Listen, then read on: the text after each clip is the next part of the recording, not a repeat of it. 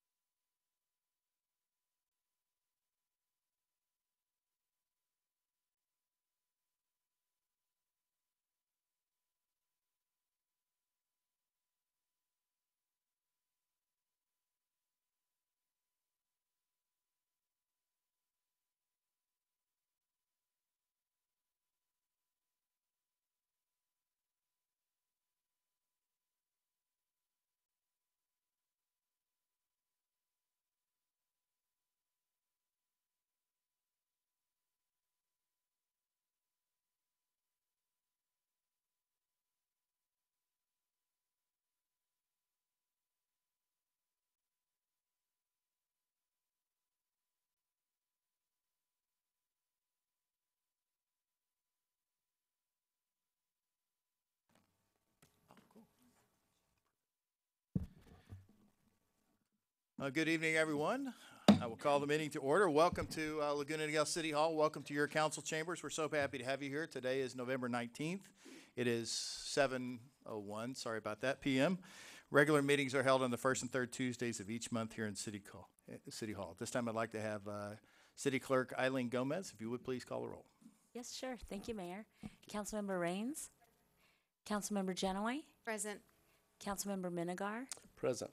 Mayor Pro Tem Davies, and Mayor Jennings. Here. Thank you. We have a quorum. Great, thank you very much. As we always do in City Council chambers, I wanted to invite one of our great friends, John Ulrich, who is our very own 2018 Laguna Niguel Citizen of the Year, to come forward for the invocation this evening. After that, we are honored to have Boy Scout Troop 872 in the house tonight, and they're going to come forward after that to lead us in the Pledge of Allegiance. If you would, please all rise. Thank you, Mayor Jennings. I want to thank you for inviting me to this room with so many of my wonderful, awesome friends. We always talk about how great our city is, but I think it's a team sport because of all of you, all of the staff, and all the hundreds of volunteers. So thanks, and I'm blessed to be part of it. So with that said, please pray with me. We thank you, God, for the opportunity to come and gather this day. We ask for your hand of blessing on this meeting as we come to you this evening, asking for your guidance, wisdom, and support as we gather to make decisions for our community. May we use only our best skills and judgment as we attend to the management of our city. Please encourage that we all celebrate what is good, confront what is wrong, and create what is missing. I pray as we support our city leaders and staff to lead with love as they seek the peace and prosperity of our city with harmony, safety, and tranquility. Father, we are blessed to have men and women who serve as first responders, who work diligently for our safety and well-being, even when their jobs are difficult and often thankless. Remind us to thank them for their sacrifices and service to our community. Please protect them and give them wisdom as they serve. Please watch over our service members and their families as they serve our country each day throughout the world in dangerous circumstances, unselfishly as they perform their duty to protect us from harm. In Jesus' name, amen.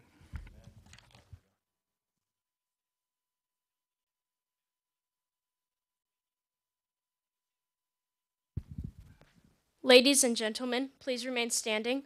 Boy Scout Troop 872, Color Guard advance.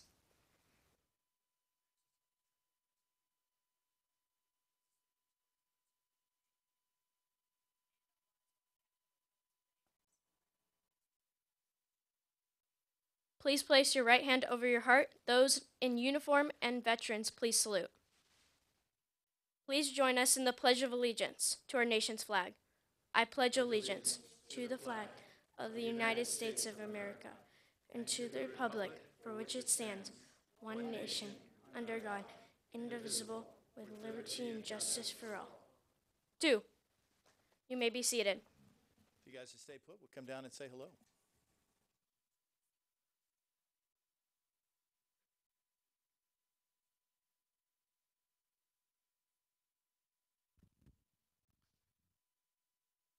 After you. Well done, guys. I wanted to let the audience know a little something that you didn't get to see tonight. Before they did this flag salute, I had the opportunity to sit down with these guys for about an hour and a half beforehand. They're trying to get a merit badge, and we had this fantastic conversation about government and the Constitution and what we do as a city. And it's one of those things, if you want to know what the future of your country looks like, it's right here, and I was very, very proud. So I went in to let you guys introduce yourselves to everyone, so I'll pass the microphone down. If you just tell us your name, where you go to school, and what grade you're in. I'll try not to drop this. Hello, I'm Alejandro Turnbull. I'm in 8th grade and I go to St. Anne's School. Hi, I'm Donovan James. I'm in 7th grade and I go to Newhart Middle School. I'm Martine Turnbull. I'm in 6th grade and I go to St. Anne's School. I'm Derek Neff. I'm in 6th grade and I go to Marco Forster Middle School.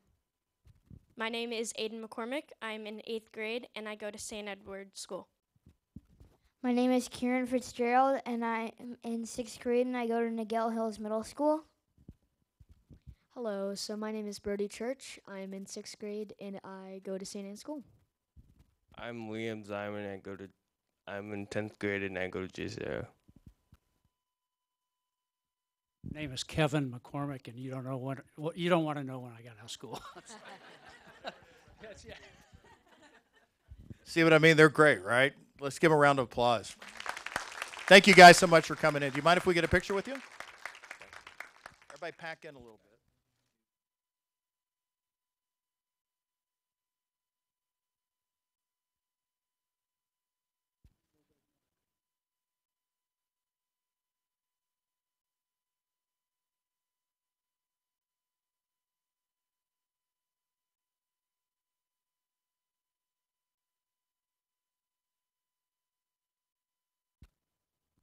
Thank you. Who's going to do the dismissing?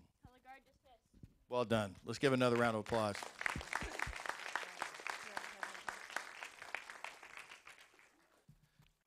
I was just asked if we have any presentations. The answer is no, we don't, but I do have a surprise. So, every now and then as mayor, you get to do something pretty special.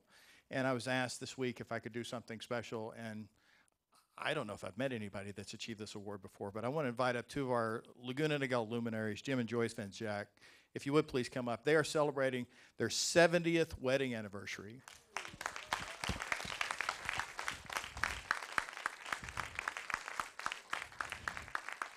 Which I don't think you look a day over the 69th, to be honest. I think that's impressive. I just wanted to say come on up. Jim is a tremendous veteran who we had the privilege of honoring recently. And Joyce is everywhere in town. If you know Laguna Niguel, you're going to bump into these people because they truly are everywhere. And so because we are so grateful for all you do, we can't let this go and not say thank you. So on behalf of an inordinately grateful city, we want to say happy anniversary and thank you very much for the city for all you do. Thank you so much. Thank you so much. Thank you so much. So cool. Now we got to get a picture of this too. So do you mind standing?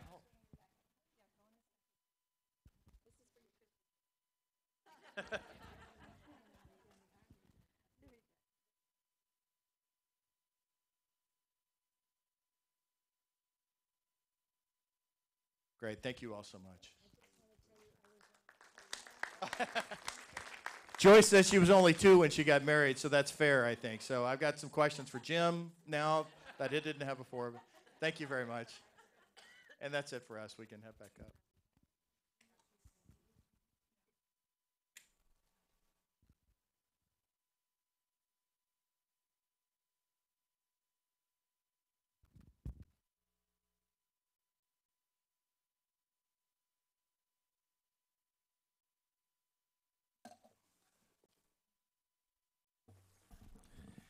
Thank you all very much. That's the fun stuff. That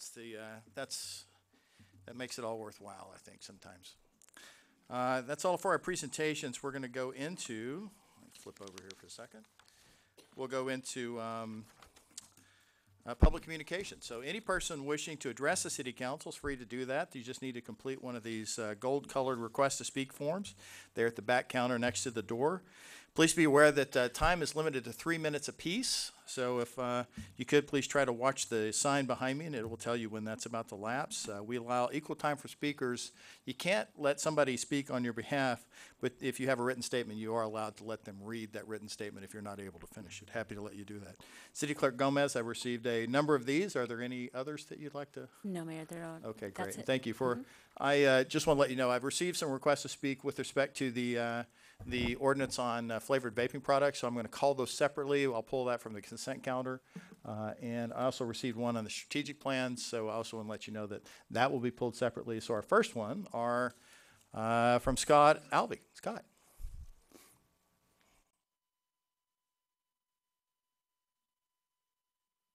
Welcome, sir. Thank you, Mr. Mayor, members of the council. Scott Alvey, 30111 Suite A, Crown Valley Parkway. I'm very proud to be the president. That sounds nearby. It's real close. Yeah. It's a tough commute, but very, very proud to be the president and CEO of this Chamber of Commerce.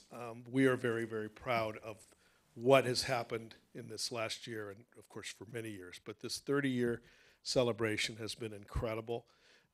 We are very pleased and honored that we were allowed to be a part of that. I've, in my career, been in a lot of different places because I keep getting kicked out. I'm just kidding.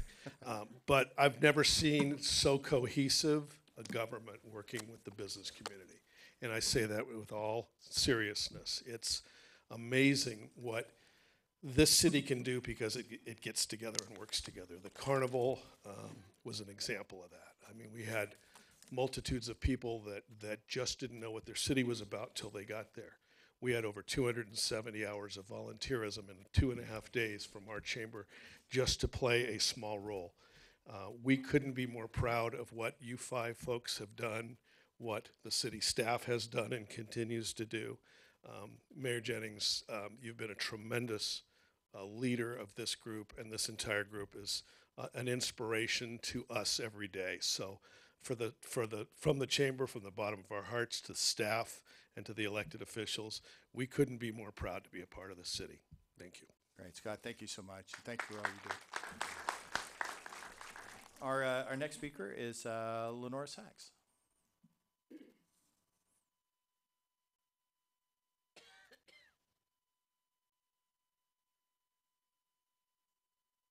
Checking. Is Lenora here?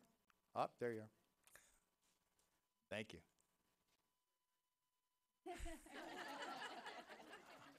I think you look lightning fast for 90, so I should start eating like I want to make it to 90, by the way.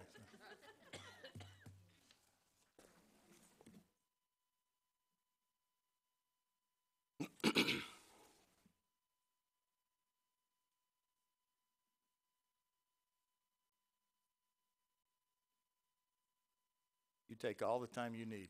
Oh, thank you. So welcome. So. I've never spoken before into a microphone, and it's a little daunting. I work at the library as a volunteer, and I thought maybe I'd come and talk about what libraries are.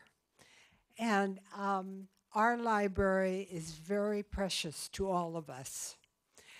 We do not want to see it torn down, and we will fight for it. I had some notes that I made, and they seem to have disappeared since I came in here. You're not alone, that happens. Oh, yes. You know, what are libraries? Libraries are really a place that children come to learn about the world. They learn about everything that's going on. They learn to think. Oh, you know what? I'm sorry. I can't do this without my notes. I feel terrible about it. I used to be able to do it. It's also for old people like me. I used to be able to travel and do all kinds of things, walk fast, accomplish a tremendous amount, and can no longer do that. When I go to the library, I take a book. I can climb Everest in the book. It keeps me sharp. I'm able to go in and learn what the newest things are. I study science. I volunteer in the bookstore. And it keeps me younger, let's put it that way. And I enjoy helping the children. The children today are on machines so much of the time that they no longer can really communicate. And it gives them a look into how people communicate with each other. The library just gives so much. At our library, we have free tutoring for children who are behind. We have a community room where anyone is welcome, different groups come. It's a part of the community.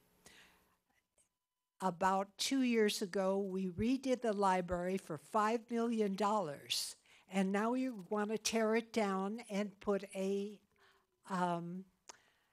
parking lot there. We're appalled by it. It's just appalling. It's such a waste of money. It's a waste of time.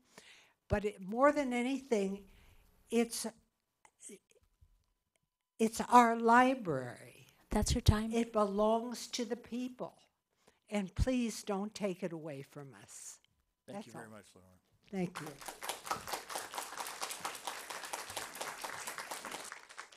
And I hope a good portion of that was how well Lenore did without her notes. That was fantastic, so good job. Our next speaker is Joyce McCollum. Joyce. It's all right.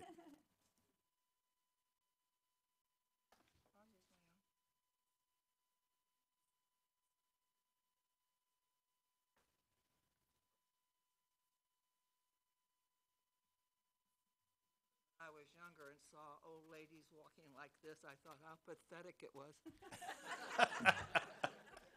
And it is pathetic.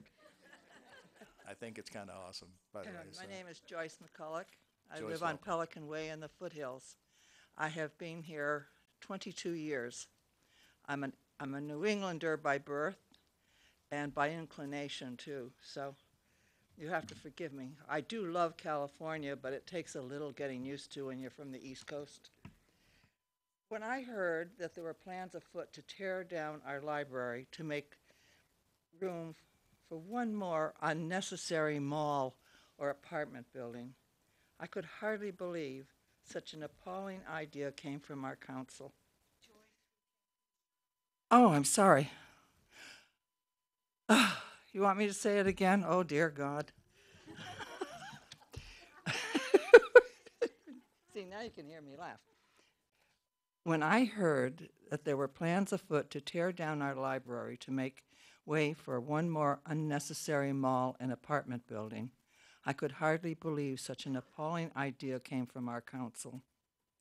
The building was enlarged and renovated less than 10 years ago. It is really a vital part of our community. Surely the plans of a mall and apartment building can be implemented without the needless destruction of our library.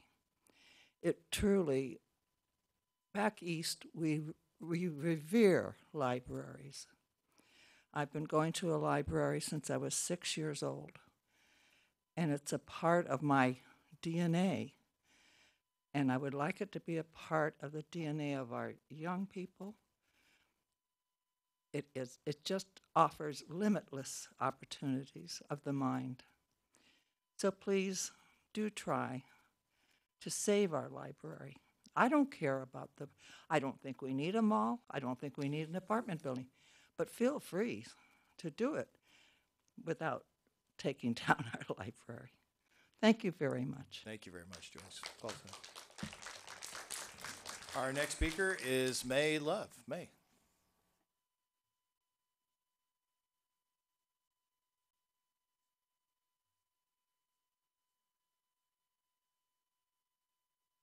Hello, I'm May Love, and I live at 23022 Mara Lester Road, Laguna, Niguel. It's up Monarch Summit 1. I'm sure you all know where that is. Welcome, May. When I moved here 30 years ago, when I retired as a school teacher, I thought, what a wonderful, small, quiet bedroom community. At least I called it the bedroom community. Whether it is that or not, I'm not sure, but I think of it as it is. And I certainly would like to see it remain that way. And as Joyce mentioned, I don't see the need for a mall or high-end restaurants or office buildings.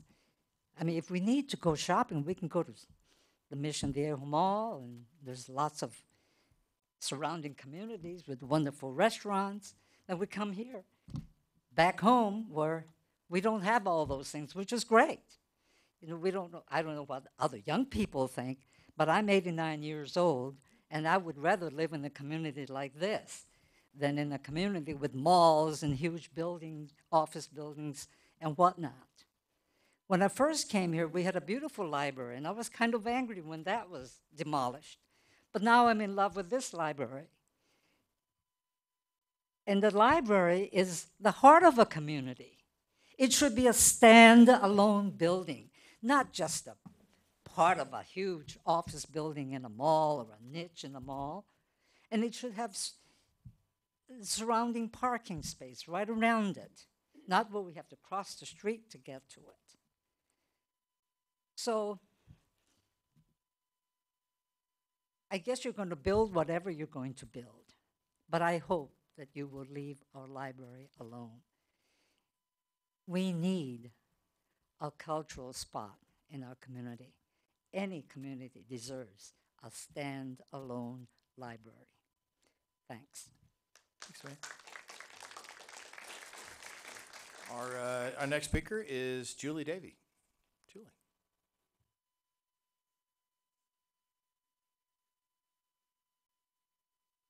Welcome to City Hall. If you would say Thank your you. name and address for us. Yes, Julie Davy, 7 Hollington Court, Laguna, Niguel.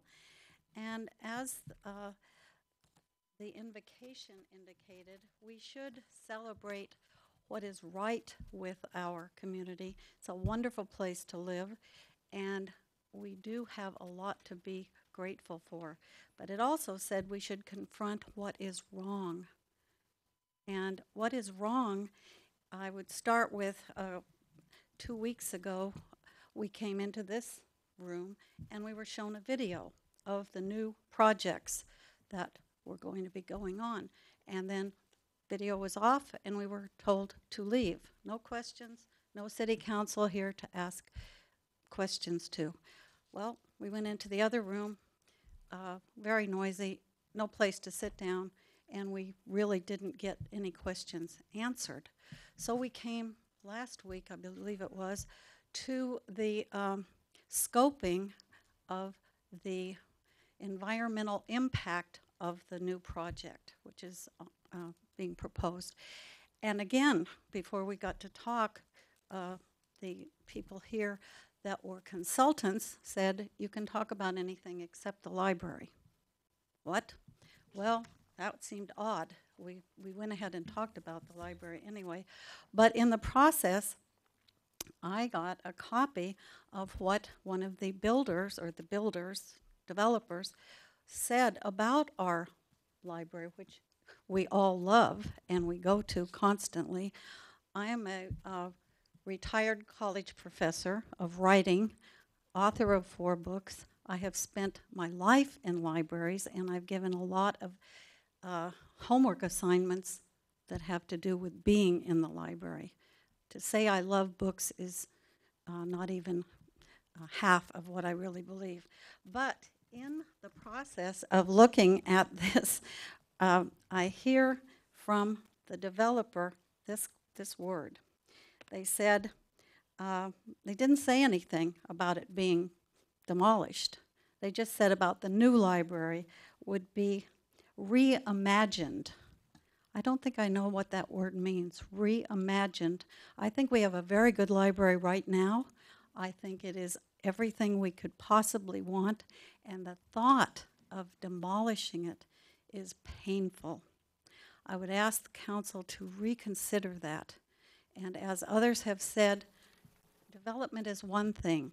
Destroying a library is really what is wrong with that concept. So I would say thank you for your service. Think it over and reconsider what your residents and your voters would really like you to do. Thank you very much. Thank you, Ms. Davy. Our next speaker is Robert Davy.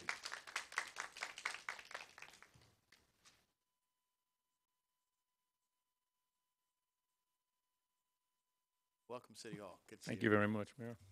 My name is Robert Davy. I live at 7 Harlington Court in Laguna, Niguel, and thanks for the privilege of addressing Mayor and council members.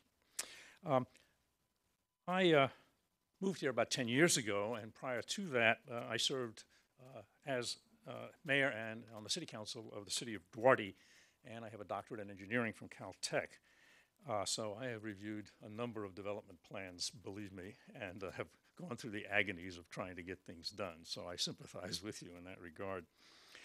I reviewed the proposed development plan for the city center mixed-use project, and although the plan has a number of attractive features, I have some serious reservations, as have others expressed, about the demolition of the library, because quite frankly, it doesn't seem to make sense.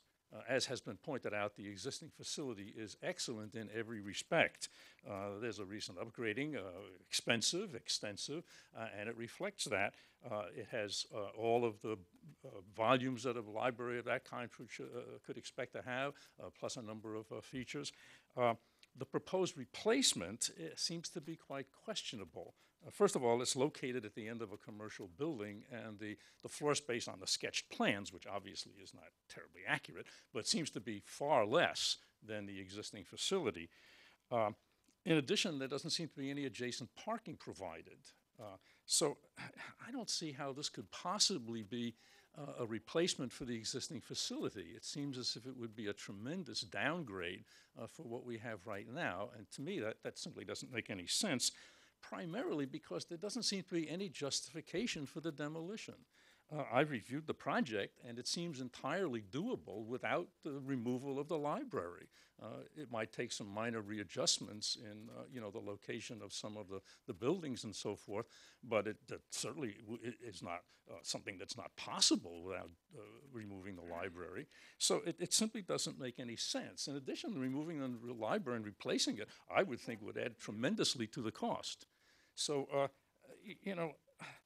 the bottom line says there has to be some justification for doing this, and I simply don't see it. So thank you for your time. Thank you very much, sir.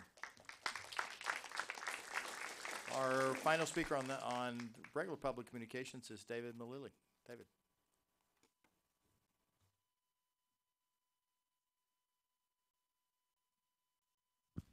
Welcome to City Hall, sir. If you would please state your name and address for us. My name is David Malalim. I live at 35 Coronado Point, Laguna Niguel. I've been a citizen of Laguna Niguel for 27 years. Welcome. Floor is yours. I'm here to speak to you concerning the Civic Center mixed-use project.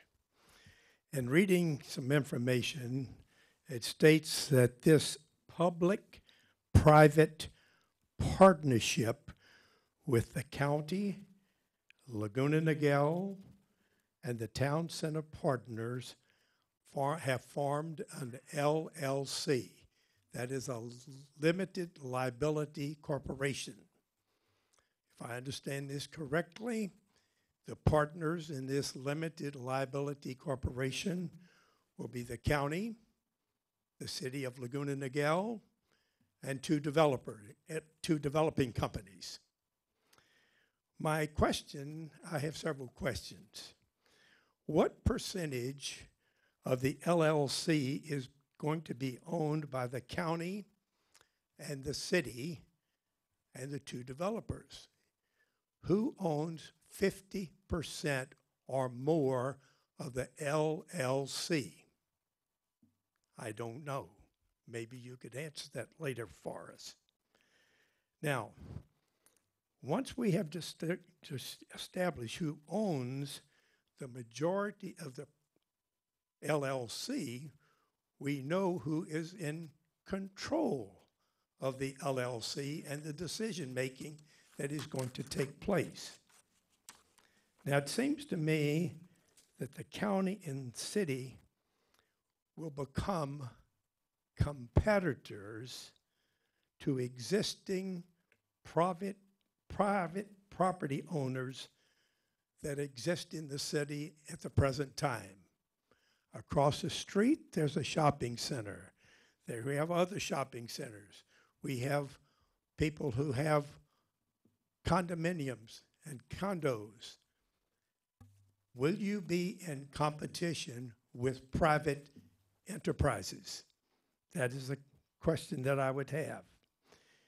You dictate to those private properties requirements and conditions for operating. Will those same conditions be applied to this project? You have 20 seconds. I want one other last thing concerning property taxes.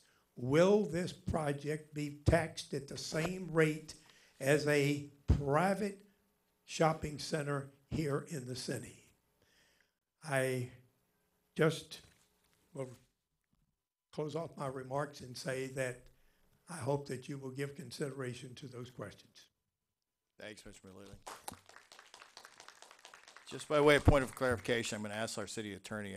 You don't have to answer all those questions, but my understanding is that City of Laguna Niguel is not partnership to any LLC. That is correct. Yeah, so the property is owned by the county. They're entering into a ground lease with the developer. The city is not a party to that arrangement. We are not an owner of the property, and we're not a member of any corporation that'll own or operate the property.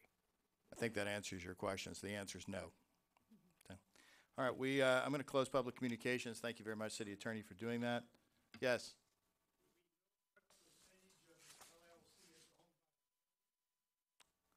I'd love to answer all your questions. Unfortunately, this isn't an agendized topic. I can take those and ask my city attorney. I've got your name and address, Mr. Mullally, and we're going to take some notes on everything that you just said. I'm going to have our staff follow up with you and answer this for you. Yes, sir, and I understand your questions, and I appreciate that. So if you would, city attorney, take a note, make sure that Mr. Mullally gets a response to that for us. And I'll ask our city manager to follow up with staff. Thank you. So public communications is now closed. I'm going to move on to our consent calendar items 1 through 11.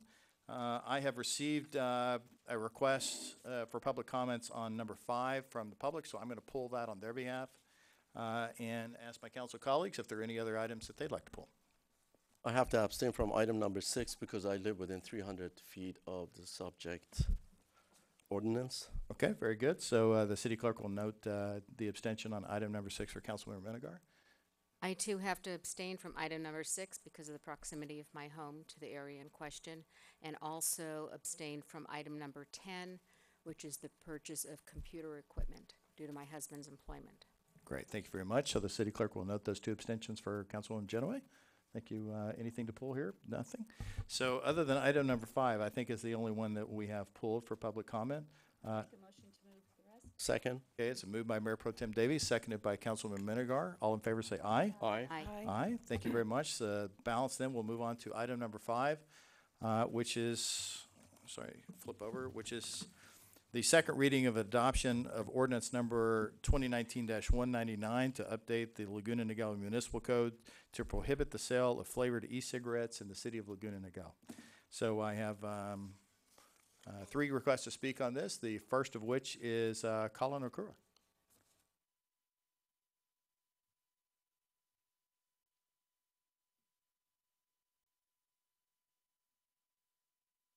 Colin, welcome back to City Hall. The floor is yours. Thanks for coming. Hello, my name is Colin Okura, and I live at 27832 Rural Lane in Laguna, Niguel, and I'm a student at Elisa Niguel High School. The vaping crisis still continues to this very day. Recently, a teen in Michigan was given a double lung transplant due to scarring and damage caused by vaping. The surgical director on the case stated that this is an evil that I haven't faced before. The damage that these vapes do to people's lungs is irreversible. Now, I'm not a medical professional, but I would believe a doctor over someone making money off killing teens. Lastly, action must be taken so that teens can actually live healthy lives and not die by something that's easily preventable, and I urge you to pass the ban. Thank you. Colin, thank you very much. And just on behalf of our grateful City Council, we've had a number of students come to speak, and I just want to say how thankful we are for their participation at all levels of our government, so well done. Our next public comment on item number 5 is from Tammy Amelie.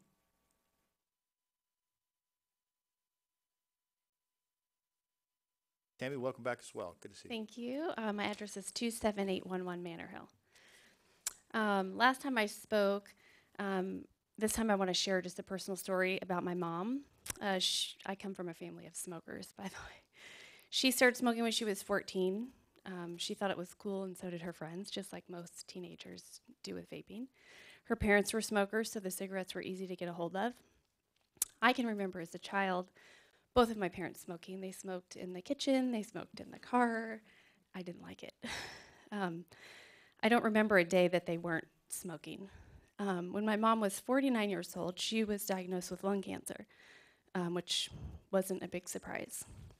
She had a third of her right lung removed and several months of chemotherapy. A year later, it metastasized to her brain. She had brain surgery to remove the tumor, followed by radiation. The tumor tested positive for lung cancer cells. Even after all of that, she continued to smoke, which proves how addicting tobacco is. Today, she's wheelchair-bound. She cannot speak very well. She has a hard time breathing, her vision is blurred, and she needs full-time care. The tobacco industry is an evil industry, and I've seen that firsthand. So anyone who opposes this bill with vaping should not be taking it out on any of the council members. They should be taking it on the tobacco industry. History is repeating itself again with vaping. And I'm sure most of you can remember the ads with smoking, with the showing the doctors with the cigarettes. And if your doctor's smoking it, it must be safe for you to smoke. And it has taken decades upon decades and research for us to see that that is not true. And it's repeating itself with vaping. And the same thing's happening, they're marketing to the kids. If the candy flavors taste like candy, then there's no harm. It's just repeating itself with a different product. So just like my mom was lured into smoking at 14, we know that in Orange County alone, vaping is very popular amongst middle and high schoolers. It's a very influential age. And so tobacco addiction is a real addiction. It's very hard to break that cycle. And that's the goal of the tobacco industry, is to get a new generation and a new population of kids addicted to their product because smoking is on the decline. So we know the harm they do, and I know it'll probably pass, and you guys have all been really great, and I'm proud to be here to witness this and have city council members that will take a stand for our children. Thank you very much. Tammy, thank you very much. Our last public speaker on this agenda item is from Marcy Mednick.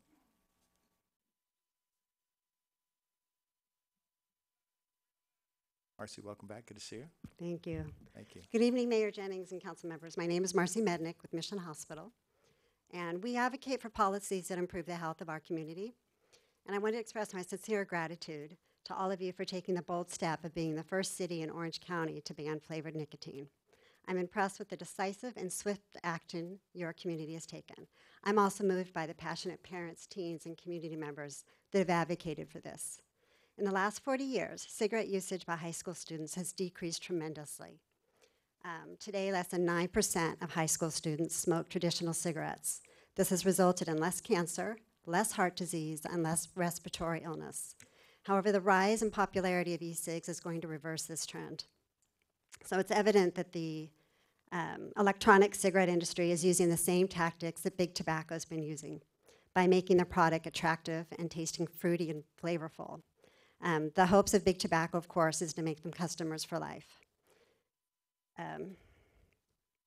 The tobacco industry targets this age group because they know that they're easily more prone to addiction because of their brain is still developing until about the age of 25.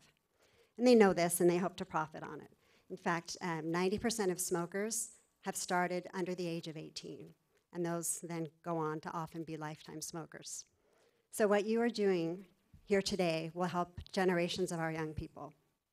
While it may seem like a small step in comparison to what the federal and state governments can do, it's a big step for our local community, and we really applaud your efforts. During the rise of big tobacco, we were unaware of the long-term effects, but today we know, and it's incumbent upon us to do something, and I'm hoping that you're setting the stage for many more communities to step in and do something very similar. So again, I really thank you and for being bold and being pioneers in this. Thank you. Great, thank you very much.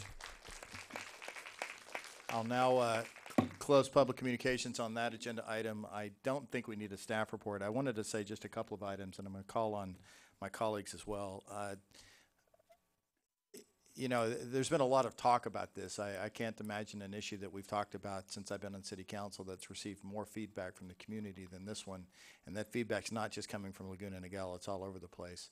It's been a mixed bag, but I'll tell you, when I make policy decisions, my first inclination is not to ban anything. I believe in personal responsibility. I believe adults taking care of themselves and doing the right thing, and bans very often result in oddities in the market and black markets and that type of thing.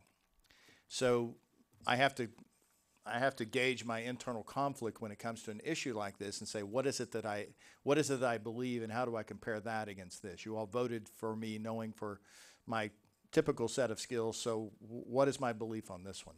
And the truth is that if the adults did what the adults should have done and kept this out of the hands of so many tens of thousands, if not millions of children, then we wouldn't have this problem.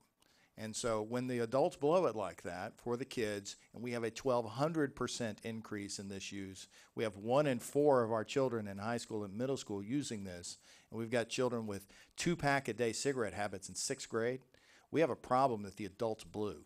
And it's time for governments, if need be, but others, industries and commerce, to step up and say that this is the wrong thing, that we are headed in a wrong direction, and it is unjustifiably in the hands of the wrong children. And so if that means the internet, our ordinance covers it. If that means the sale locally, our ordinance covers it. And I have been on the phone with our local friends and other mayors and jurisdictions, and they have some odd responses. And some of those responses are, well, we have recently approved a vape lounge in town. It's a little difficult for us to have a different opinion about that now. And I'm torn by that, you know. Commerce has a right to exist, but something is leaking out of this system, probably through the internet and otherwise, and into the lives of our children, and it's something that we need to stop. I will tell you about a phone call I had with the White House this past week. It was when we were discussing the second reading of this ordinance, and being the first city in all of Orange County to pass this, I immediately wanted to let the people who are at the policy decisions at a higher level know that. Contacted them, had a good phone call. They promised to pass that along, and I was inordinately disappointed to see last night that the president has pulled this from his agenda, because there was at one point a talk about banning flavored e-cigarettes nationwide. I think Laguna Niguel's getting it right. I don't know the policy decisions behind that, and I'll leave that to the administration to decide. But from our standpoint, my vote is going to be to put this in place in our city and say loud and clear to the people of this community and to our children that we love you. We're sorry that the adults blew it, but we're going to do something about it. We're going to do everything we can. We really don't have anything else I can do, but I can do this. And for that, this has my support. I wanted to turn to the co-sponsor of this with me, which is Councilman Raines, and say thank you and give you a chance. Oh, yeah. Just to reiterate everything that Mayor Jennings said, but one of the thoughts that I had was in the 60s and 70s, it was kind of cool to smoke cigarettes. I think one of our comments was, public comments alluded to that. But there became a time in the late 80s and 90s where it wasn't cool anymore. And the change came when it was banning smoking in public spaces and in public areas. And as that happened, less and less people were smoking because it became a stigma to be a smoker. And I think that this ordinance puts us in that trajectory to start making it a stigma again, not just the vaping, but even some of the drugs that our kids are getting a hold of and using. It's being hidden and put under the rug, and we're quietly letting things happen to our youth. And it's time for us to stand up and say no more. So I'm so pleased, and I'm appreciative to the mayor for bringing me on board with this, and I'm glad that we're going to pass this tonight. So thank you. Great, thank you very much. Any other comments on this side? Councilwoman Genoway? Well, when you look at Laguna Niguel, which is a very business-friendly community, and you see that we want to ban something, that really should show everyone what the significance of this is. There are so many ways that marketers, people who have something to sell, tobacco companies, are accessing our children, are accessing our minds, are influencing them, that this is how we need to access them and show them that this is something you need to be very concerned about. So in addition to banning the sale, it also should be sending a message to our youth that the city council did take action. You need to stop, take a look. What is this product? And this really is bad for you. When we talk about 1 in 4 of our high school students, that's not somewhere else. That's right here in our community. So our children need to get the message, and everyone needs to take a look at how bad this is for our youth. And as the city council, public safety is our priority. And this falls within the area of public safety, of keeping our young people safe. Thank you, Mayor. Great, thank you very much. Mayor Pro Tem? Thank you. I just want to kind of jump on that. Some of the questions we got and comments after we did the first ordinance was, well, what good is this? It's just Laguna Niguel. There's other cities around there. But we have to set an example.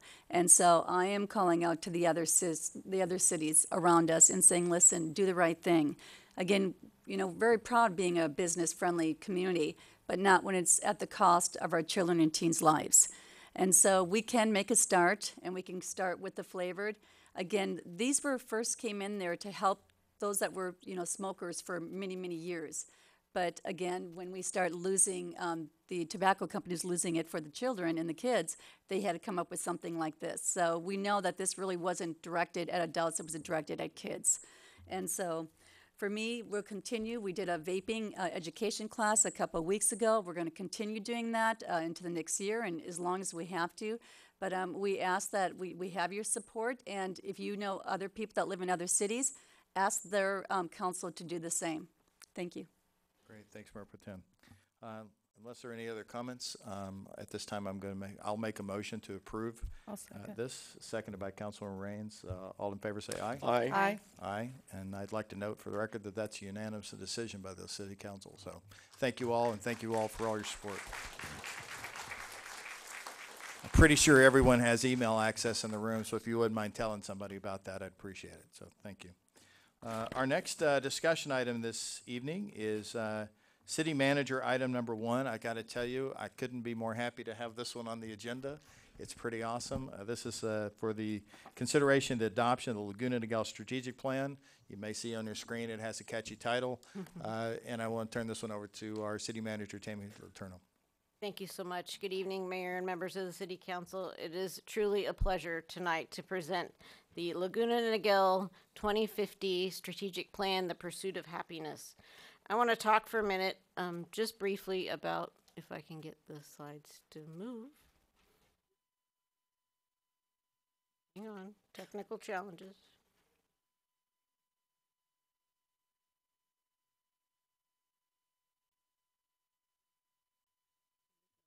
All right, now we're in business. There we go. I'm going to speak for a minute about what strategic planning is. It is a blueprint for our future, a roadmap of the city's visions. It describes our goals, objectives, our strategies. It is a living document. The purpose of strategic planning determines where an organization is going for a defined period of time. It is intended to help a city and an organization direct its efforts and resources towards a clearly defined vision. Our goal in the strategic planning process was to develop a 30-year strategic plan which clearly describes the goals and strategies. The components of the strategic plan include the background information, an environmental scan, a SWOT analysis, our mission, vision, values, the goals, strategies, and an implementation action plan. And we're going to discuss these. The process started in August, and it consisted of 5 defined activities, which were the project kickoff, conducting the stakeholder analysis and preparing the environmental scan, facilitating a workshop, and completing the implementation action plan and the presentation that you see before you tonight. Right now, I'm going to turn it over to Management Analyst Aaron Spradlin, who's going to talk about the survey results. Thank you. Good evening, Honorable Mayor, Mayor Pro Tem, and Council members. In preparing the strategic plan, a stakeholder analysis was conducted.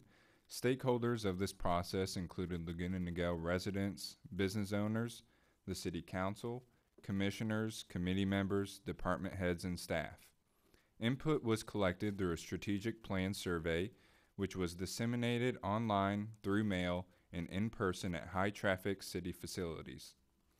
The city mailed 26,313 surveys to all Laguna Niguel residents and commercial addresses and received 1,271 responses, 714 through mail or in person, 557 online responses.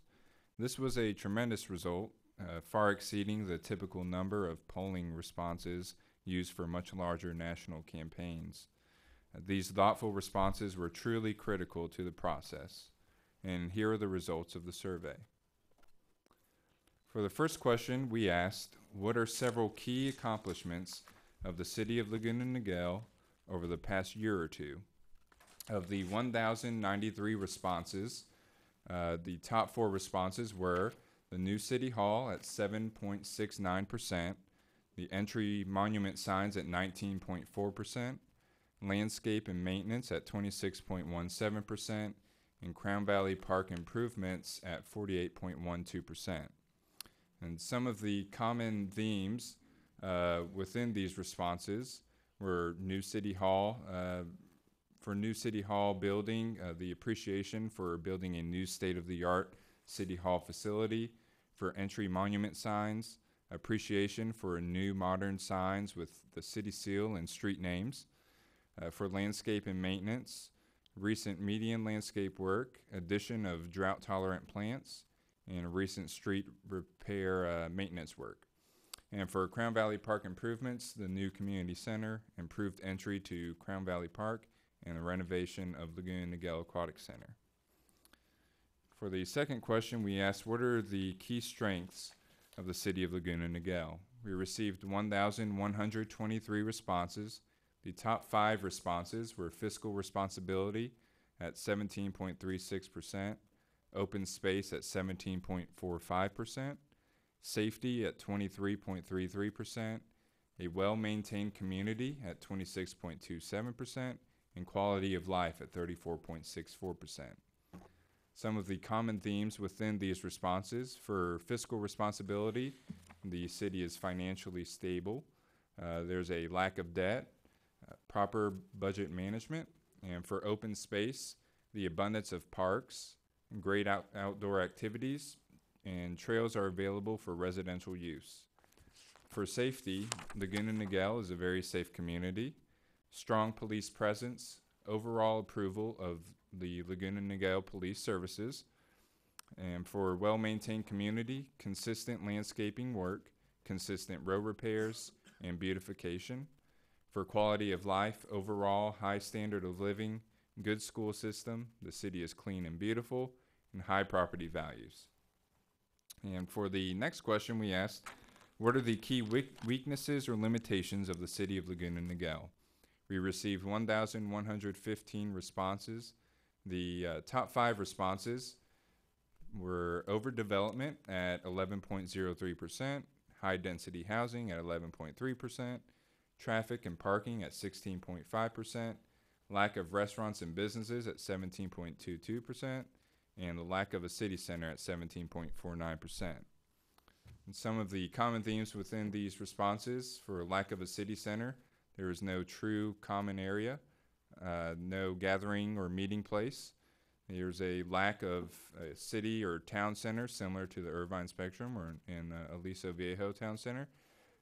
There's no downtown area, and there's a lack of nightlife and entertainment. Some of the common themes: for lack of restaurants and businesses, not enough dining options, lack of high-end seafood, family-style restaurants, lack of retail options, overall lack of businesses, both big and small, having to travel to other cities for dining and shopping.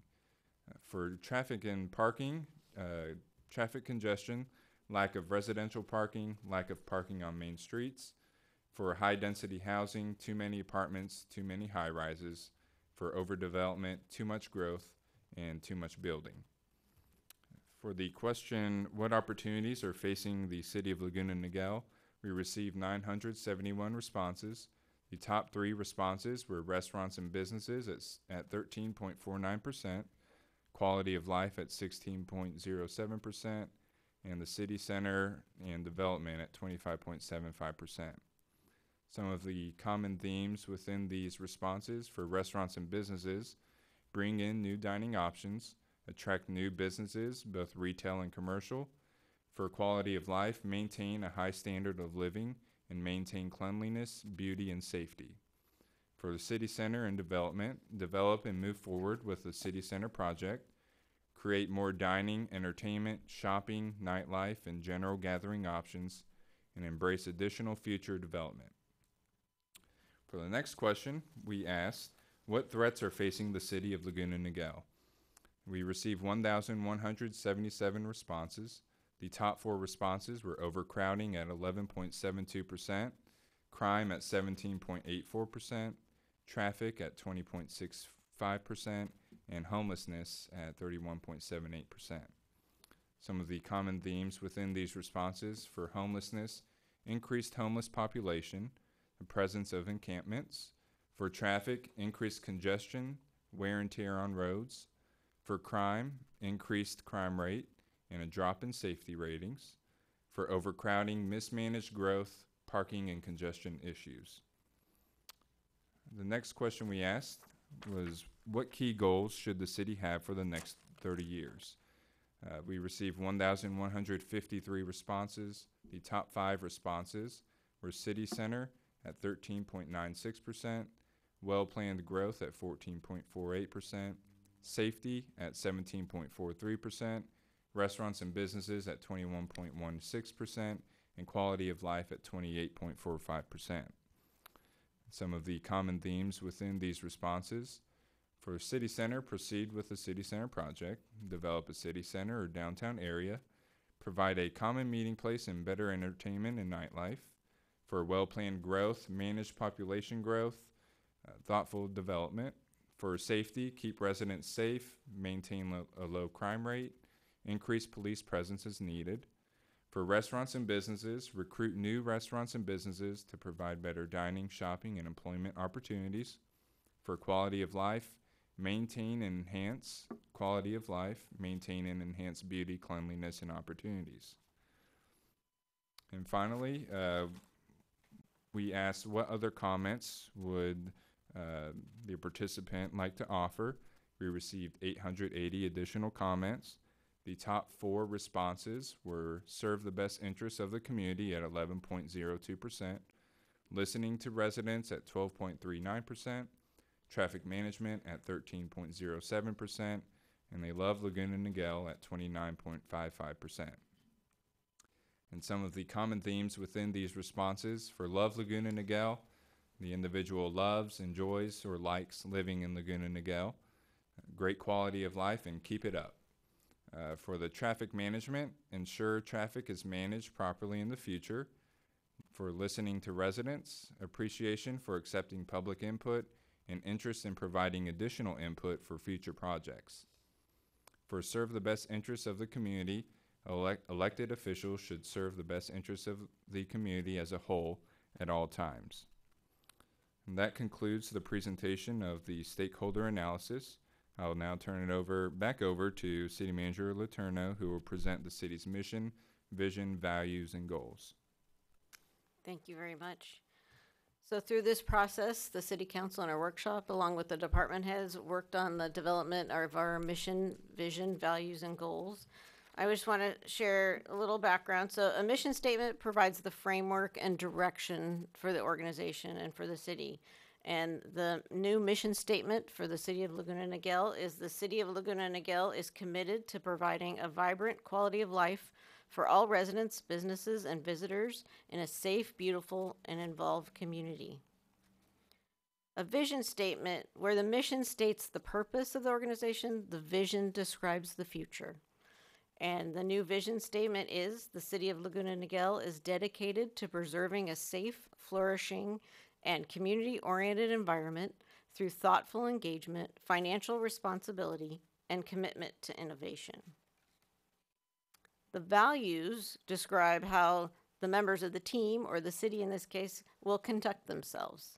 And so the values are integrity, with excellence, with innovation, security, quality, and commitment to service. The goals. The goals that were established, there's 6 goals that have been established. Number 1, public safety. Number 2, fiscal sustainability. Number 3, open space and environmental preservation. Number 4, infrastructure and technology. Number 5, economic and community development. And number 6, community outreach. I'm going to talk just a little bit in the strategic plan that was attached to the staff report. You have a very detailed list of each strategy. I'm going to highlight just a few of those for you this evening.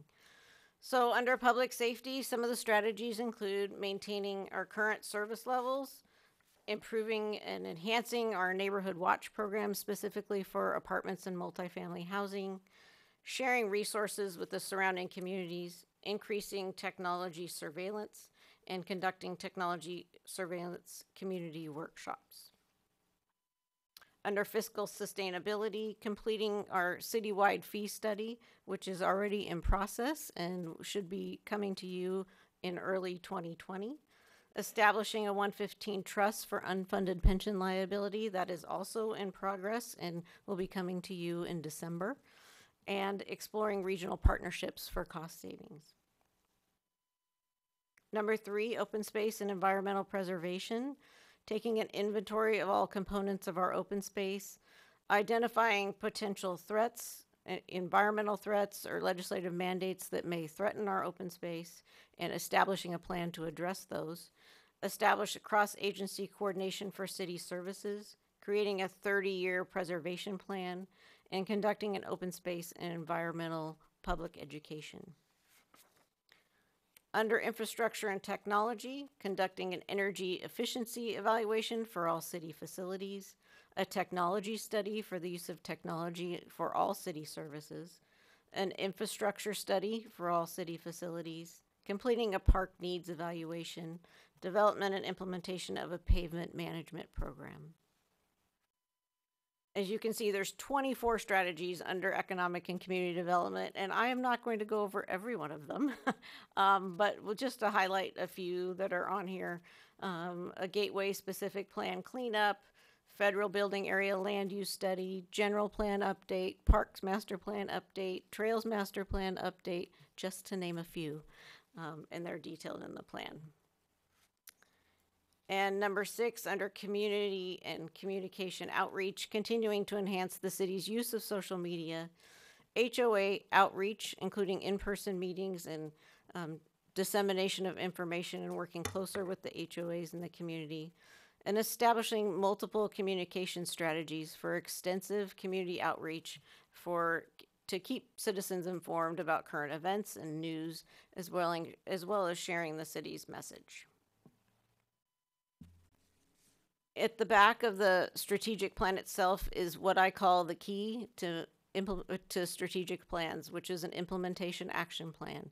And what that includes is a list of each goal, all the strategies, the key tasks to accomplish them, who's responsible for making sure they're accomplished.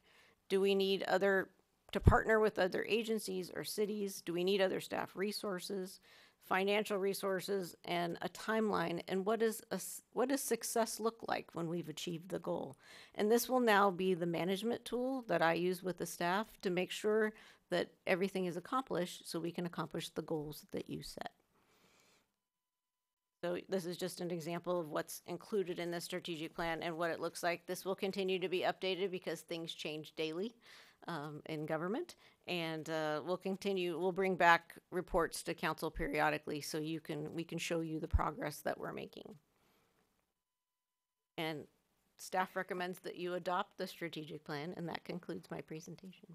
I had a feeling the staff might think that. So, I wanted to point out this is the first one of these that Laguna Niguel's ever been through. The takeaway that I had from this, and I'm being a little bit honest, I guess, is that it seems so obvious, doesn't it? I mean, you see these things and you go, well, this is very straightforward. What you're seeing is months worth of work, months worth of conversation, and the input from almost every part of Laguna Niguel funneling into one idea about who we are. And a strategic plan will be used for every single decision that the city council makes and the staff implements over the next 30 years. So everything will be weighed back against this. It's one of those opportunities for us to talk to our friends in the future, 30 years out, to say who we are as a city. Here's what's important to us. Try to keep it on track. Do what you can. And this will guide us. I must say that our colleagues who came before us did an incredible job of setting up one of the most beautiful cities that we could ever imagine, and it was created on a master plan. So it's not surprising to me that we eventually got around to this, but now that we're here, I couldn't be more proud of it, and it was one of the things that I really wanted to get done this year, and I want to thank the council for immediately jumping on that. And one of the biggest things that we did was we hired our new city manager, who has tremendous experience in having done these things. And so not only did we get a fantastic product, we also got it for free or no additional cost. So that's great for the city, which would have been probably $100,000 plus if we had to go pay for it on the open market. So boy, that rang every bell we had in Laguna Niguel if we can get something at a good deal. So I wanted to say thank you for that, and I want to go around the dais and let the rest of the council chime in if they'd like. Councilman Menegar. Thank you, Mr. Mayor. I wanted to applaud our city manager, Tammy Letourneau, for spearheading and initiating this effort. I've served the city for over 23 years. I've never seen any document like this. This document is a blueprint, is a compass, it's a roadmap for our beautiful city with regard to where we are, who we were, and where we are going to be in the year 2050. So I'm very pleased with my city council colleagues for supporting you and encouraging you to create this document that we never had, and I look forward to see all those items to be accomplished. Thank you. Thank you, Councilman Menegar. Councilman Chenoweth. Well, thank you, City Manager Letourneau. As if you can recall from when we were interviewing you, this was a priority for the City Council, and we thank you for bringing this forward so that we actually have in writing things that we've been talking about. It's put into writing what the priorities of our city is and has established a work plan for the next 30 years.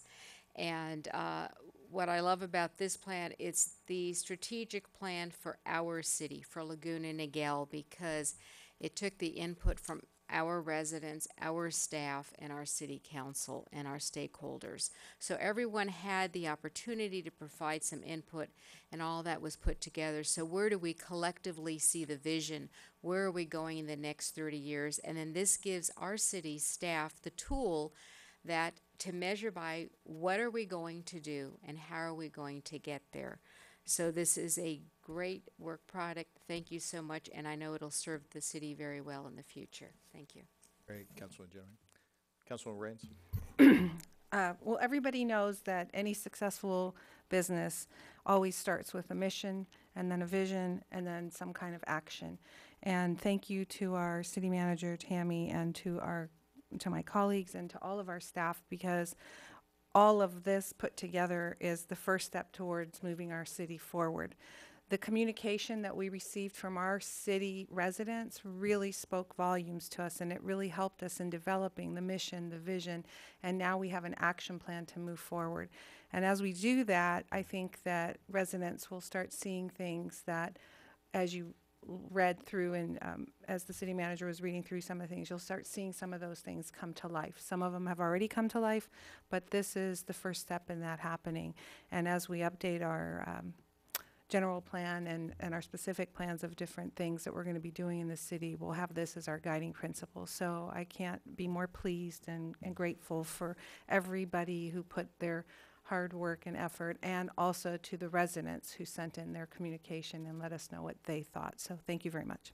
Great, Councilor Raines. Mayor Pro Tem Davies. Thank you. I want to also thank our city manager and staff. Just a great job. And I can tell you, when I got into council in 2012, I knew where this was going because I had great leadership. I had great council members that gave me the history and really showed me what was important and what the people wanted. What I like about this is it gives direction to future councils, whether it's going to be 5 years, 10 years, or 15 years, that this is what the residents of Laguna Niguel want, and this is a guideline for them to take. So if there's questions, they want to know how, where do we go from here? It's there. So I feel good about this. I believe there's a little bit of a security here to be able to show the future council members that, this is what the people want, and let's give it to them. Thank you. Great, thanks, Mayor Pro Tem. I do have one public communication. I want to invite Martha McNichols, who so graciously filled out a gold-colored request to speak for him. Then waited a whole meeting to get to say it. So thanks very much, Martha. All right. Good evening. My name is Martha McNicholas, a proud 31-year resident of Laguna Niguel, 23 Malibu. I am also a trustee and currently vice president of the Capistrano Unified School District Board of Trustees. I applaud you for this tackling this strategic plan and the effort put into it. And I've read it, including all of the demographic trends and the survey results, which really give you the basis of your data for going forward. I have a few comments kind of relative to how the school district is working with this, the city, and how we do our strategic planning as well. Like the city, our school district will need to adapt to both an aging population and aging infrastructure. So your roadmap has kind of set that out for you. Under public safety, I guess I would have liked to have seen a strategy involving the continued collaboration regarding community-based policing at our school campuses. I know that's continuing under discussion, and we really appreciate the support from Public Services. The school district will continue to enjoy a collaborative partnership with the city in the area of joint use agreements for athletic fields and in jointly sponsored programs for the health and well-being of our students and families. By 2050, I most likely will not be a trustee on the school board. But I'm sure that there will still be a synergy between the city and the school district that educates the city's children. So I thank you for your vision. Thank you very much, Martha. Appreciate it. You know, some cities like to bury time capsules and put their history in a bucket and put it under the ground. Ours is published on the internet. It's out there for everyone to see, and we wave around our future. So we are screaming our voices to the city councils of the future. This is who we are. This is who you are, and we want to make sure that we do that. I was so pleased with the outcome of this, and the reason I think it felt obvious because it is the best reflection of who we are. When you use words like integrity and public safety and all of that, it invokes every reason I ever wanted to get into public service, and it is a manifestation of what we are. We'll pull this out every day of the week. It'll be out here, and every day of the week, every decision gets weighed against this, so it's a great thing. Unless there's any other comments, it is my distinct privilege to make a motion to approve the Laguna Niguel 2050 Pursuit of Happiness Strategic Plan. seconded by Mayor Pro Tem Davies. Unless there's any other comments, all in favor say aye. Aye. Any opposed? Once again, we are unanimous into the future. So thank you very much for any of that. And I applaud the city and applaud staff for all their efforts. So thank you very much. Our next discussion item is City Council item number 1, and that is the designation of a reserve seat here in City Council chambers in honor of prisoners of war and missing in action. I asked that this be placed on tonight's agenda. I was moved by the statements and the speeches at our recent Veterans Day. I can't imagine a city that could do more than adopt 3 military battalions and take care of them in the way that the city does. And that's primarily through not only the council policies, but our military support committees, our volunteers, and the soldiers and sailors and Marines themselves. We're good at this, and because they are great at what they do. And it was my thought, and it is not my own. It's borrowed from many places around the country, that this is hallowed ground for us here in the City Hall, and I would like to set aside a designated seat, one of the ones that you're probably sitting in right now, but a designated seat in honor of the POW MIAs in our midst and those that we miss. And that is a reminder for everyone who sits on this side of the dais, who looks towards that side of the dais, to remember why we're up here and that there is a higher calling and there is something very unifying about this. I was very pleased to note that this doesn't come at much cost. It's probably just a few dollars. But I had a conversation with Councilwoman Raines about this, and I know her commitment to armed forces and other things. And she brought along something which is an example, if you wouldn't mind showing that while we're considering, which is basically a seat cover, which I think we can borrow, improve upon, and put here in City Hall chambers and dedicate that one seat.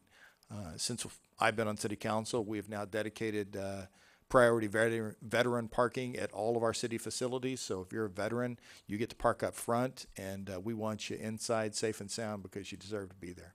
So that was the thought behind this. I'd ask for any council comments, if there are any. Councilwoman Raines. Many Americans across the United States pause to remember the sacrifices and service of those who are prisoners of war, as well as those who are missing in action, and their families. All military installations fly the National League of Families POW MIA flag, which symbolizes the nation's remembrance of those who are imprisoned while serving in conflicts and those who remain missing. 75 years ago, more than 150,000 American and Allied troops took part in the D-Day invasion on the beaches of Normandy. Among the stalwart heroes who helped after history for the betterment of humankind, on the morning of June 6, 1944, 261 American service members were missing in action. Their immeasurable sacrifice will forever be preserved in the hearts of those who continue to enjoy hard-earned blessings of peace and prosperity like we do today. The United States Congress passed a resolution authorizing the National POW MIA Recognition Day to be observed on July 18th in 1979. So today, this is just a small token of our appreciation as the city of Laguna Niguel, and the symbol of our city's gratitude to all those who have made the ultimate sacrifice for our freedoms that we enjoy in this room and through our city. So I thank Mayor Jennings for this wonderful opportunity to show our respect to all of our service members and their families. Thank you. Great, thank you very much. Any other comments? No? Councilwoman Genoway? No, I think this is in keeping with the character of Laguna Niguel and the heart of Laguna Niguel, so I fully support it. Thank you, Mayor. Great, thank you very much. Any other comments? Great, I'll make a motion, then we approve that agenda item. And seconded by Councilwoman Raines. All in favor say aye. Aye. Aye. Aye, and that's a robust aye. Thank you very much for that. Also unanimous, and I appreciate you all doing that, and I look forward to that. We'll make that a priority here in our next meeting. We are now moving on to City Council item number 2, and that is the selection of the new mayor and the new mayor pro tem for the city of Laguna Niguel. I had the distinct privilege of initially calling for nominations. We'll do this in the order of mayor first, mayor pro tem second. The first is the nominations for the position of mayor of the city of Laguna Niguel. And as your mayor, I have the distinct privilege of nominating my colleague, Mayor Pro Tem Lori Davies. I second. Are there any other nominations? Okay, for that, nominations are then closed for position of mayor. I've made a motion to approve it. You've made a second. All in favor of Lori Davies being appointed as mayor of the city of Laguna Niguel, say aye. Aye. Aye. Aye. Any opposed? It is unanimous. Congratulations. Madam Mayor. So I'm told that that becomes immediate, so I have to ask permission if it's okay if I keep running the rest of the meeting. So, okay, good. So when you get voted out of a chair, you got to start asking for permission again. Our next agenda item is nominations, by the way. Thank you. Our next agenda item is nominations for the position of Mayor Pro Tem, and I ask for any nominations from the floor. I'd like to nominate Councilmember Miniger. I second. Okay, are there any other nominations? Hearing none, the nominations are closed. We have a motion then, I assume, by Mayor Pro Tem Davies, seconded by Councilwoman Genoway for the appointment of Councilmember Fred Minigar as the Mayor Pro Tem of Laguna Niguel. All in favor say aye. Aye. Aye. Aye. Any opposed? I'm looking at you, Fred. Yeah. You gotta give the. And I'm looking at Julie too. So Julie, is it which way? all in favor say aye again. Just Aye. aye. It's unanimous. Congratulations, Mr. Mayor Pro Tem. Thank you. Thank you all very much. I have no doubt that our city is in tremendous shape. I have if you guys don't mind, a pause. We'll get to some council comments and things in a second. But I wanted to take an opportunity. I'm not mayor anymore, but I'll play one on TV for a second and see if I can get you all to join me down in the well for just a second.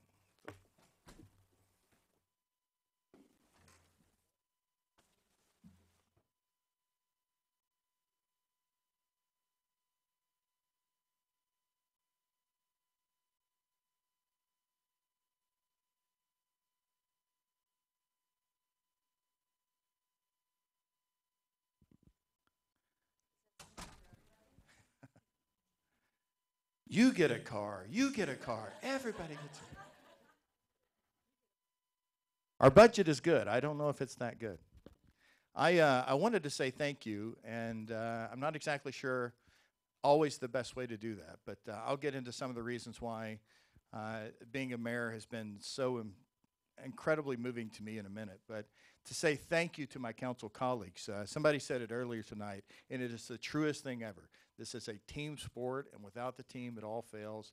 But with the team, you can do some pretty amazing things. So on behalf of the City Council, I have a few presentations to make. The first is to now Mayor and former Mayor Pro Tem Lori Davies. This is a plaque representing the carnival. It's got a picture of she and I on it. It's got the front and back of our City of Challenge coins and some nice words. So thank you very much for everything, and just wanted to say thank you. And now then, for the rest of the City Council, I would like to present a picture of them. I was going to do a picture of all of us from the carnival, but it turns out we were never all in the same picture at the same time. So we've got two different types of pictures. So this is a picture of the rest of the City Council with the challenge coins, the plaques, and all of that. And this is my way of saying thank you to each of you truly for a wonderful, wonderful year. So Councilwoman Genoway, if you would, please take that and say thank you very much.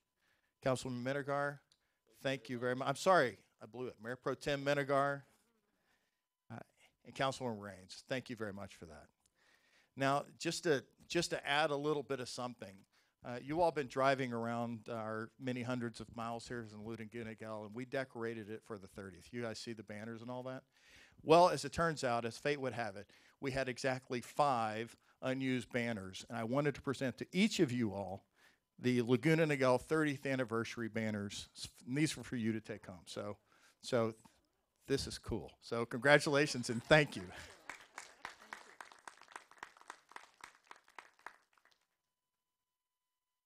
Oh yeah, I'm sorry, I'm going completely out of order, but Mayor Pro Tem Minigar, you get one as well.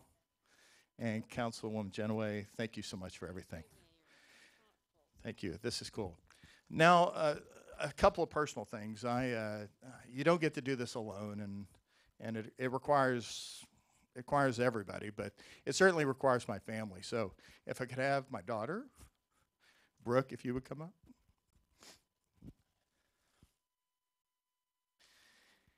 Anyone who knows me, by the way, knows that there's zero chance of me making through this without welling up. So I just want to say thank you, sweetheart, for all you.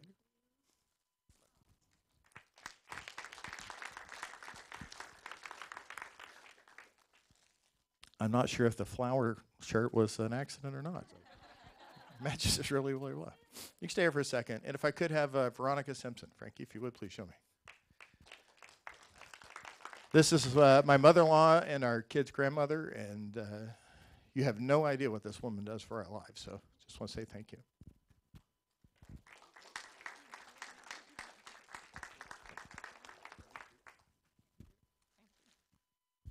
And of course, the only woman in the room that outranks me is my wife, who is amazing and does everything. Kelly Jennings, if you would come up. I should have said the Honorable Kelly Jennings, because she represents you as well. So, sweetheart, I love you.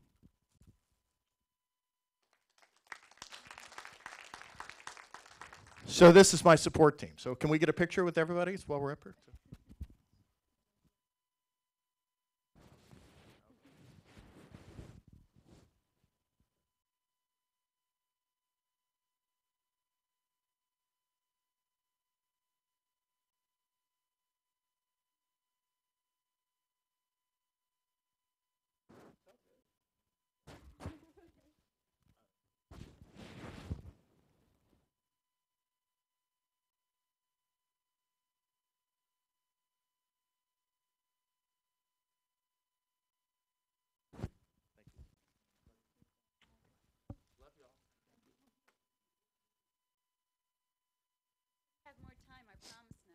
Yeah. They haven't seen me since last December, so it's kind of nice to catch up with them, actually. So. If I may, I'm going to jump in here real quick, because once a mayor, all's a mayor, and that's a title that you earn. And I can tell you that not only have I just, it's been a friendship from the beginning, but I'm so proud of the job you did as mayor. I know that you wore this on your heart every morning, as you say. You'd wake up, you've got 67,000 people that you're there to take care of, and you'd go to bed with that same feeling. And what you've done this year is incredible. You've made it a team effort. It's been great. The responses have been wonderful. I couldn't be prouder, and I know the community as well. So thank you so much, and we're really grateful. It's going to be hard to have to, I'll make, before I'm like, not so bad, but now, my goodness, I'm going to have to start saving up on gifts and all of this stuff, and and now you can spend time with my husband, because I won't see him anymore, and so forth. But on behalf of the council, incredible job. Thank you. You make us proud. And that's not it. That's not all. There's more. This is a gift on behalf of the council and the city. Please.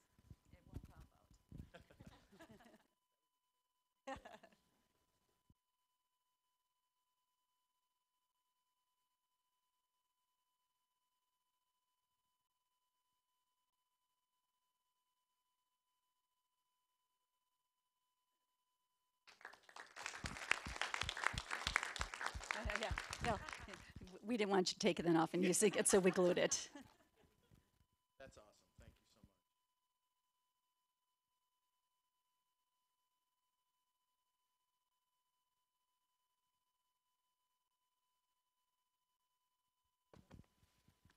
much. Great. Yeah, now we get to go sit back down for a second. So thank you very much for everyone.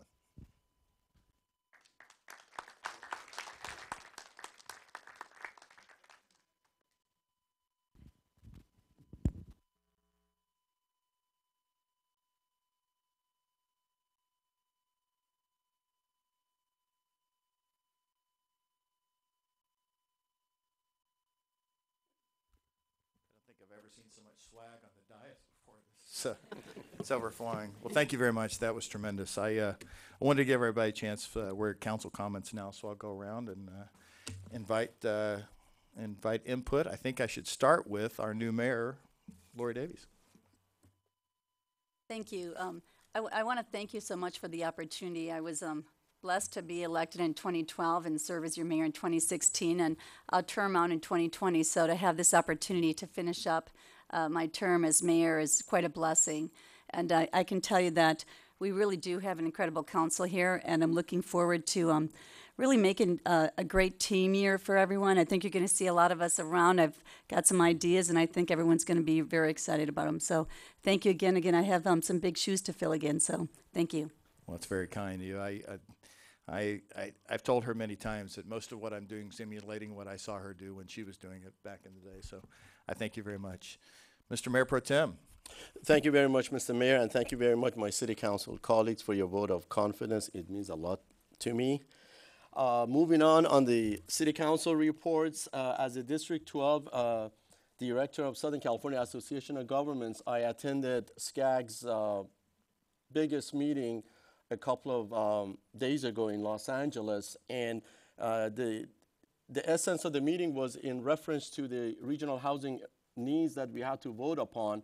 And as the representative for the cities of Laguna Beach, Dana Point, San Clemente, San Juan Capistrano, Aliso Viejo, and obviously our beautiful city, I voted against the motion that was amended by Mayor Garcetti of Los Angeles and the mayor of city of Corona in Riverside County, that they have changed the numbers for our RENA requirements. Initially, based on the staff recommendation, to the regional council, the city of Laguna Niguel was allocated to have only 181 housing units as a part of Governor Newsom's mandate that 1.34 million new homes must be built in Southern California during the next 8 years. So along with my colleagues from Orange County, I voted very proudly against the substitute motion by Mayor Garcetti and Mayor of Corona. Unfortunately, the initial formula that was revised by SCAG staff that we had a lot of inputs was not approved because the majority of those cities, we have 191 cities in Southern California within 6 counties.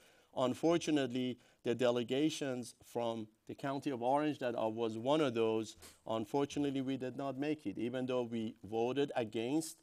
But what's going to happen now? Well, basically, out of 1.34 million homes, Governor Newsom is mandating that 60% has to be affordable and the remaining 40% must be market rate, 800,000 for the region based on regional existing needs, and 500,000 based on projected needs. When you look at the statistics, when you look at the population of our city, when you look at city of Aliso Viejo, when you look at other neighboring cities, this is not good for us. This is not good for all these communities in South Orange County. So what happens now? Because we voted against it, they are going to take our vote and it's going to go to the Department of Housing in Sacramento. The Department of Housing is going to review everything. The Department of Housing in Sacramento is going to be looking at any potential appeals by any cities. Quite frankly, statistically speaking, we're not going to make it. Statistically speaking, we are in a very minority portion of 191 cities. Unfortunately, all the beach communities, starting from Malibu all the way north, coming down, Newport Beach, all the beach communities, including our beautiful city, are going to be impacted because of the requirement. So the Housing Department of the state of California is going to have their final determination. Then it's going to bounce back to us. It's going to come back to the regional council. I believe it is going to be the draft RENA allocation is going to be during the winter of 2020. And then obviously in April 2020, we're going to have the final RTP, Sustainable Community Strategies, that I'll be voting upon on behalf of the 6 cities that I represent. And then October 2020, the final RENA allocations shall be determined. Then it's going to go back to Governor Newsom for his final signature. Then he's going to mandate 484 cities in the great state of California, in the Golden State. They're going to have the number that is going to be imposed upon us, 34 cities in Orange County, 88 cities in Los Angeles County, and I can go on and on and on. Having said that, the potential negative ramification of that is a lot. You heard from the surveys, you heard from the strategic plan, our community, our citizens, our residents don't want to see a lot more housings here. Number one. Number two, from a planning perspective, this city is built out. I don't know where they are going to be building 1,089 units in this beautiful city. By the way, just for your info, for the city of Aliso Viejo, the initial number was 168, based on the number that we formulated along with the SCAG technical staff, that I sat down with them and I was trying to convince them that we don't need that many housing units. Aliso Viejo is changed from 168 to 1,142 units. And also, City of Laguna Beach, for example, the initial, based on our initial formula that SCAG staff had agreed upon with us, was 55. Now they have to build 390 units.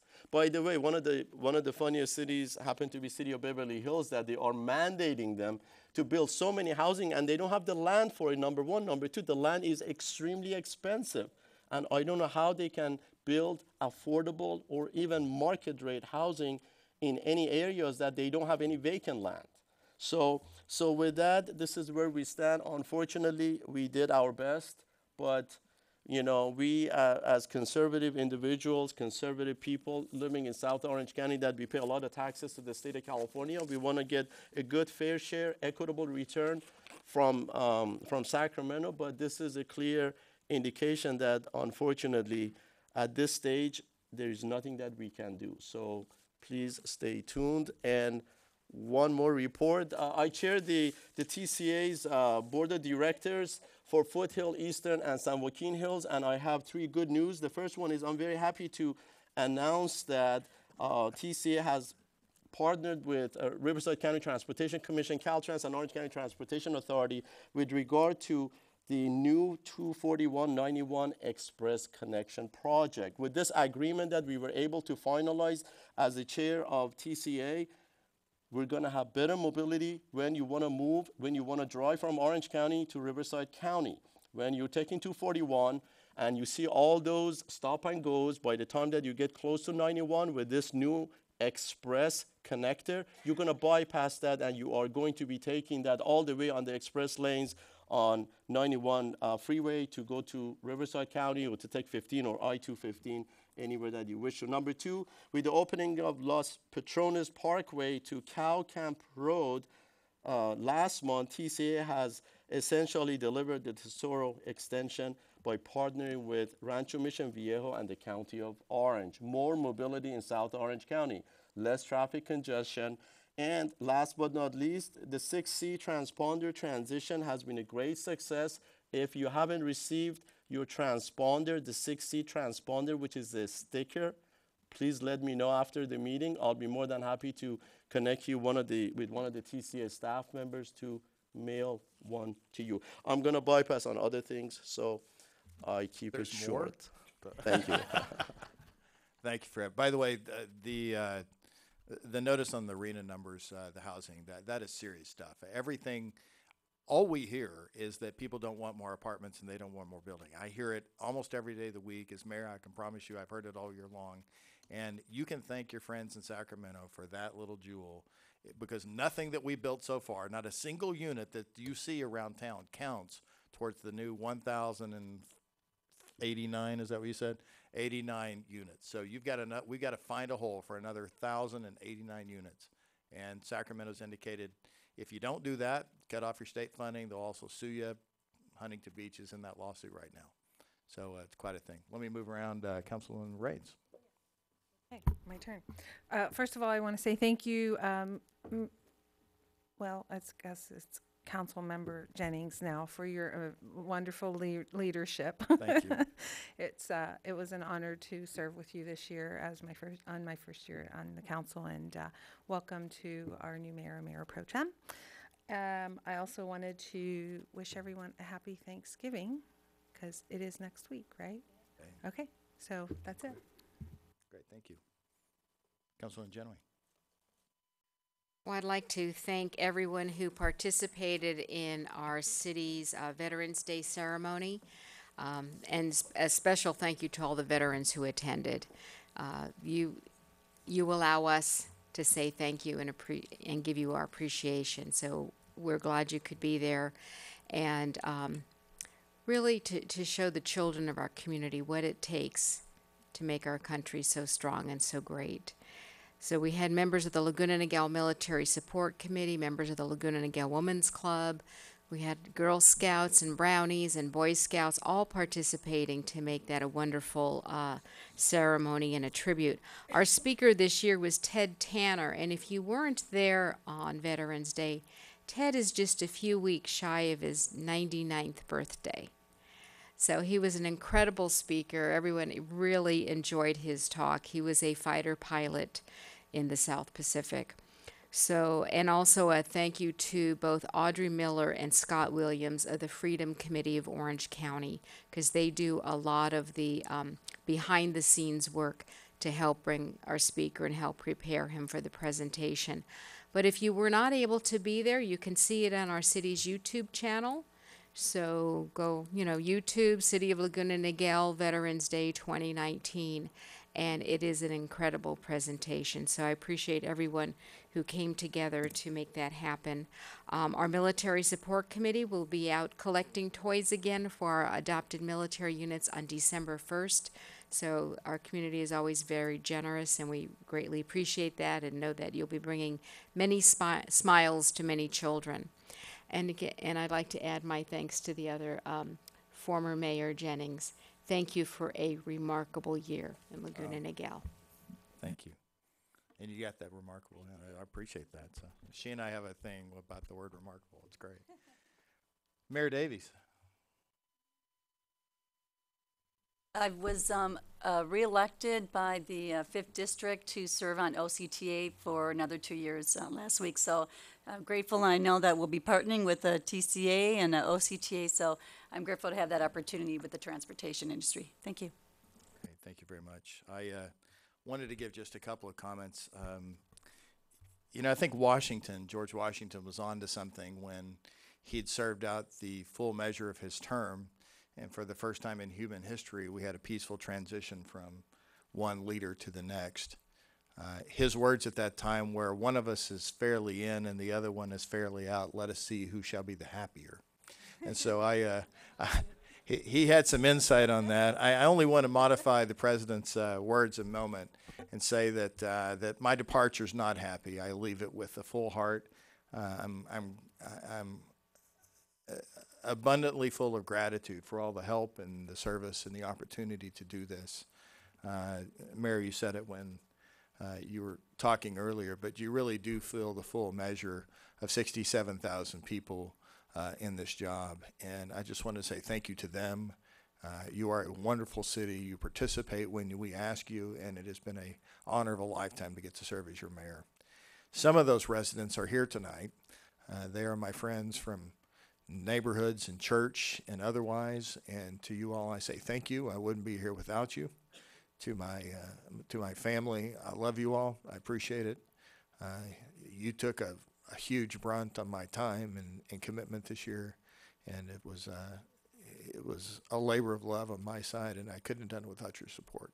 So thank you very much for that. To our mayor going forward and to our mayor pro tem, we're in great hands. You said it right. Once you're a mayor, you're always a mayor, and both of these people have been mayor in the past. And I know we've got this. I worry not at all about that. And I can't wait for all that 2020 brings. I couldn't have done this, of course, without our unbelievable city staff. I was making a note today about how many the faces around the dais are new to me in the last 3 years, and some of them in the last year. And so we have assembled a team that is second to none, that is first rate, that is a very, very great representation for all that it's best in Laguna Niguel. And I want to say thank you to each of you. I sent notes around today, but just wanted to say thank you personally and on television. So I appreciate that. With that, I will go around the room and get a few last comments. Chief McDaniel. Thank you, former mayor, and I thank you. You just had to stick that. I like the way you do that. The emphasis on that. I do want to thank you for a wonderful year. It's been a pleasure working with you and with all of council. I genuinely appreciate that you take every opportunity to thank our men and women that do this job every day. You make them feel important, and you lead with your heart, so I genuinely appreciate you. And thank you for council and your leadership. Our guys genuinely love being your police department. So thank you for your continued leadership. Looking forward to a great year, Mayor Davies, and the rest of the council. Thank you. And our strategic plan said that public safety is item number 1, so we will be looking for you and appreciate you greatly. City Attorney Ennis. Thank you very much, Mr. Mayor, members of the council. Yes, thank you for our working relationship, Mr. Mayor. It's been a pleasure to get to know you and work with you on many projects. As a lawyer, you understand what we do, and so that's a little bit. That's been a pleasure working with you, and I look forward to working with the new Mayor Pro Tem, Mayor Davies rather, and Mayor Pro Tem Miniger. So thank you. Thank you, and thank you for all your advice and counsel this year as well. Hey, we have a new face. Welcome to the council chambers. Let me introduce everyone to Deputy City Manager Justin Martin. Justin, thank you so much for being here. Thank you, Mayor Jennings, members of the council. It's a privilege to be halfway through my 3rd week here with the city of Laguna Niguel. It's been a tremendous welcome by not only the council and the city manager, but also by all of the staff and members of the business community and the residents. So I'm looking forward to embarking on your strategic plan and continuing to do great things to move the city forward. So thank you for this opportunity. We couldn't be more happy, Justin. Thank you so much. And he hails to us from his former job in Costa Mesa. So we're glad to have you here, and has a wealth of information to give. So appreciate that. My right-hand guy for most of the year has been Aaron Spradlin, and he's a huge help. Our management analyst. He does most of the behind the scenes on social media and writing and other things for us. Aaron, thanks very much. Want to give you a chance to say. Sure. Well, thank you, Honorable Mayor or Council Member Jennings. I don't know. I've had just some old guy now, I think. All of the above. Yeah. I greatly enjoyed participating in assembling the strategic plan and look forward to the future. I also had a great time running around town with you, creating content for the residents to enjoy, and look forward to continuing to do that. Thank you. Thank you, Aaron. Aaron's the videographer for all those videos that you see all over TV. So thank you very much. Because our economy is strong in Laguna Niguel, we have to thank Jonathan Orduña, Community Development Director. Thank you, former mayor. Congratulations to the council as a whole on a fantastic year. It's been an honor and a pleasure to be part of your team, and I'm looking forward to great things next year. That strategic plan has quite a few community development priorities in it, so we'll be having some fun, I'm sure. But we're coming your way, brother. Happy to have you be part of it. Thank you very much, Jonathan. City Clerk Gomez. Yes, thank you, former mayor. I just want to also thank you for your leadership and for running a tight ship and great meetings every time. You're an amazing mayor. I want to really thank you for that. And I want to congratulate Lori Davies on becoming the new mayor. I got to work with you before, under your leadership when you were mayor before, so I know you're going to be awesome again. And congratulations to Mayor Pro Tem Fred Miniger. I look forward to also serving with you as Mayor Pro Tem. And I also wanted to thank Tammy for her leadership and Aaron as well, and Justin with the strategic plan. I'm very excited about it. It's good to have a mission statement and values and all things to kind of look forward to, and looking towards the future to some really great things. So thank you. Great, thank you, Emily. Parks and Recreation Director Giglio. Thank you, former mayor. It's weird. It's going to take a while to get used to. I appreciate your leadership and the fact that you can think like a lawyer and a 16-year-old. It's come in handy for many different events that we've had. It might be the same thing. I don't know. And congratulations to our new mayor and Mayor Pro Tem. obviously none of you are going anywhere, so we get to continue working and having a great partnership. So happy Thanksgiving to everybody. And just a reminder to the community, we have a lot coming up, starting December 3rd at Sea Country with their gift shop sale. And then we follow with the Christmas tree lighting, the parade, the Hanukkah celebration, holiday lights decorating. So we have a lot of great things coming up, and we want to see you all there. Thank you very much. Amazing time in Laguna Niguel. Definitely got to get out to that. Public Works Director Scott. Thank you, Council Member Jennings. Oh, snap. Congratulations. Had to go there, right? Yeah, I know. Congratulations to the new Mayor Pro Tem and the new Mayor for the City of Laguna Niguel. It's been a great year. I look forward to the year ahead. There's a lot more to come from Public Works. One project I would like to mention, you might have noticed the changeable message board signs that have gone up out on Alicia Parkway. We are ramping up to start the pavement rehab project. The good news is we're going to just start with some concrete work. Some of that's going to start next week, but then ramp up rather significantly after the Thanksgiving holiday. We have a large number of ADA ramps at the intersections to replace, and then after the Christmas holiday, we will be starting the grinding and the paving once all the holidays are behind us. So you'll see great improvements out of Alicia once the project is completed, estimated in March of 2020. Our community's been asking for that, and I'm so glad that we're on it, and good job. And finally, City Manager Letourneau. Yes, well, thank you, former mayor. It's been a pleasure working with you. We've had a lot of fun. Yeah. We've accomplished a lot in just a few months. It's been a great year, and I want to thank and congratulate Mayor Davies, Mayor Pro Tem Minigar, and the entire council. 2020, as you can see, we're going to be very busy. You just adopted the roadmap for the future. And speaking of the strategic plan, we wouldn't be here tonight without the enthusiastic support of all of you. Trust me, when you're doing strategic plans, that doesn't always happen, so I know how special this is. And also a special thank you to all the department heads and all the staff for working so hard, and also your enthusiasm and embracing this process. So I just want to say thank you to that, and official welcome to our new Deputy City Manager. We're really happy that you're here. So thank you so much. Thank you very much. And with that, I have the distinct pleasure for the last time of closing out the City Council meeting. We are adjourned at 8:50 p.m. Thank you.